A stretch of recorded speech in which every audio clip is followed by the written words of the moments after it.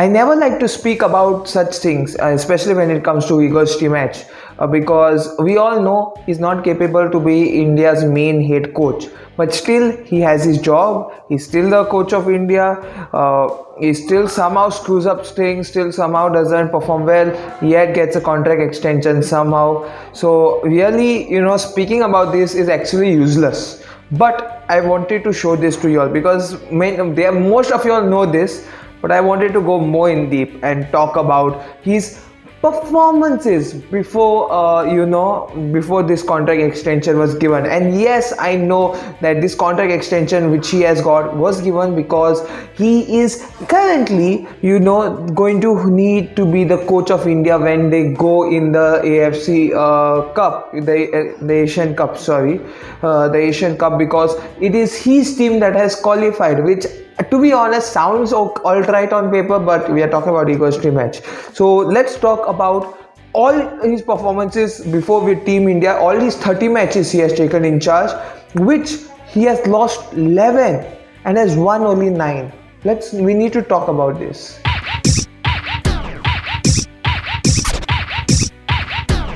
I hope you all can see the screen on here. I will just comment on it so that you all can see the results and we can talk about it. So before we start the video, guys, if you're new to the channel and you love such content, do hit the subscribe button. Tell me your thoughts in the comments down below about Igor Stimac's performance with the Indian national team and what you make up with most of these results. Okay, so we'll talk about he started his first in 5th of June 2019, quite a long time, but considering the lockdown period there was no games in 2020.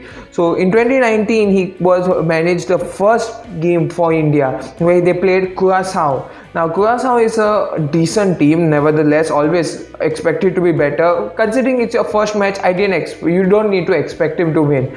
He lost it 3-1, okay, which is like, yeah, all right. But then the next game, the game that made fans back him more was the win against Thailand, again in a friendly match. As you see, both these were friendly matches. So again he wins against Thailand, a 1-0 win in which he uses his common 4-2-3-1 formation. And my god, India was happy because that time Thailand was a big team. Of course now Thailand is not that great, but considering how our performance is, we are not even that good at all. So yes, beating Thailand, this game was the old thing that made Igor Stimac to run around with this performance. Then we came to the Intercontinental Cup, a tournament that India has won before. Okay, it featured Syria, North Korea and Tajikistan in a group. So we first play, of course, Tajikistan, who are currently ranked 112, not 100, 109 I guess, below us in FIFA rankings, and we lose 4-2. Yes, this was a time period when India had a kind of a good squad and were kind of a great rating also, but yet we lose 4-2. Then we lose 5-2 again, as you can see, to North Korea. And my god, don't come up with those memes that the North Korean players play for their life. Okay, this North Korean team is nothing that it was before. The World Cup team lost 7 to Portugal, 7, in which Ronaldo scored a goal that even he didn't know he was going to score it. 7-0 they lost, and then we come up with a 5-2 loss against them. There's ways of defending, and somehow we have very few attackers, a lot of defenders, okay, in the Indian national team, but those defenders itself are not good enough. So how can we go? The less players that we have, the quality of them is great. The players that we have more in that particular position, we don't have good enough ones. Then to just make things all right, a 1-1 draw against Syria, which again, do I need to tell, we are drawing against Syria out of all possible teams. Then after that was the World Cup qualifying games. I think the real time and the only time that Igor Stimac came under huge scrutiny because of his performance. We'll start with the first 1-2 loss against Oman, which, yeah, bad, yeah, horrible, but I can understand, okay, your first World Cup qualifying match, it takes time, okay, and plus he has just won 1 match so far and has how many? 3 losses and 1 draw. So you can see 1-2 draw again, 1-2 loss against Oman, understandable, like somewhat. Then a 0-0 draw with Qatar, and again Igor Stimac makes this look like as if we won the World Cup. Okay, people start believing him even more, which I hate to do when it happens like this. So 0-0 draw. Then India play Bangladesh, a game where we should be winning easily, and guess what? Again a draw, 1-1. Again, then India versus Afghanistan, again 1-1 draw. These two games we should be winning easily, eyes closed. Yet somehow we end up with a draw. Okay, against teams that are lower ranked than us, and you'll come to see this trend. Against Oman, again, then the second round, 1-0 loss. Fair enough, I can understand. Disappointment, of course. Okay. Then two international friendlies after the COVID pandemic, the lockdowns after we opened. 1-1 draw against Oman, in which, mind you, 1-1 draw in which the team played at least decent enough according to me. And then 6-0 against UAE. 6-0. The defense got obliterated, the attack was nowhere to be seen, and 6-0. The darkest moment, I think, in Indian football, because a team like UAE defeating us, a team that, yeah, I know, passport merchants give their nationality to other players who are not to players who are not even born in their country, but still 6-0. That's where the cracks start. Then to cover it up, we lose 1-0 against Qatar. Okay, in which, mind you, without Gurpreet Singh Sandhu's performance that day, we would be losing at least by 9 goals if Amrinder was in the goal that time. So we lost 1-0. Which, to be fair, all Gurpreet Singh Sandhu, once again, Igor Stimac running on each player individual performances. And then it comes to a 2-0 win against Bangladesh, again because of a Sunil Chhetri brilliant performance where he scored 2 goals. Then again we draw with Afghanistan, we draw against them 1-1, and again the goalkeeper of Afghanistan had to concede a goal to help us win. And then out of the World Cup qualifiers, we have to go through the Asia Cup qualifiers for us. That's how bad it is. 2 international friendlies against Nepal, 1-1 draw again against Nepal. This is the issue. We are not winning against lower ranked teams, we are drawing. Okay, and winning against them isn't an achievement. Okay, we'll talk about all the 9 wins of Igor Stimac so far.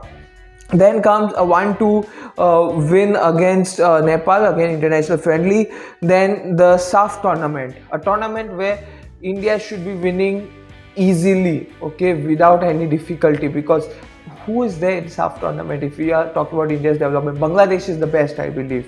Okay, 1-1 draw against Bangladesh. Okay, it's fine, it's the start. Bangladesh is a tough opponent, it's fine. We draw again 0-0 against the 205th ranked country. You know how 205 is? There's just like 210 in total, and we draw against a 205th ranked country. Sri Lanka must have celebrated. Okay, 0-0 draw. Then we go win 1-0 against Nepal. Again, just a 1-0. Then 3-1 against Maldives. Then directly the finals, where we win 3-0 against Nepal again. That game also, I think, it was individual performances rather than the full team. And then this is the only trophy that Igor Stimac has in his pocket for the moment. Then we go to 3 international friendlies. Again, 2-1 loss against Bahrain, 3-0 loss against Belarus, 2-0 loss against Jordan. Do I need to say anything? We can't beat teams which are lower ranked than us. You think we stand a chance against a higher ranked team? No.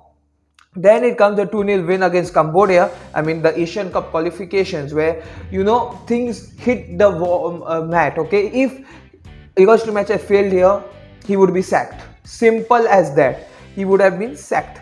So he has pressure. 2-0 win against Cambodia. Again, Sunil Chhetri masterclass. 2-1 win against Afghanistan. We were almost losing to Afghanistan, mind you, unless that Sahal had not, we would have ended up in a draw if Sahal had not scored that. So imagine, okay. And then 4-0 win against Hong Kong, which, to be honest, that was the best performance we have seen the Indian national team do, even though it's Hong Kong, but then I'll tell you why. And then there are 2 international friendlies. We draw to 153rd ranking Singapore, a country so small in size, so small you could fit about I don't know, maybe 10,000 of them inside UP. So small country, we draw 153rd ranking. What's wrong? And then a team that 10 years ago, a country that 10 years ago we smashed 3-1, smashes us 3-0. Vietnam just showed us, how football development is. Football development in India has skyrocketed down. We have become a business, as they say. We are not become football. And this is just what I want to show you against Igor Stimac. Let's just look at all the wins now. Okay, let's just look at all the victories at this point. Okay, that's what I want to say. 1 win against Thailand. Okay, there's 1 victory which we have. 1 is against Bangladesh. 1 against Nepal. Okay, 3. Then there's Maldives. Again Nepal, okay, Cambodia, Afghanistan, Hong Kong. Apart from Thailand, we have Igor Stimac has successfully defeated all countries that are ranked lower than us. Is that something great? Of course not. No ways that is something great for the Indian national team. No ways. And the fact that Igor Stimac is given a contract extension is a death sentence. And hopefully, I'm just hoping that whichever group we are in, I don't care at the moment because we are losing. I hope he doesn't win a game there.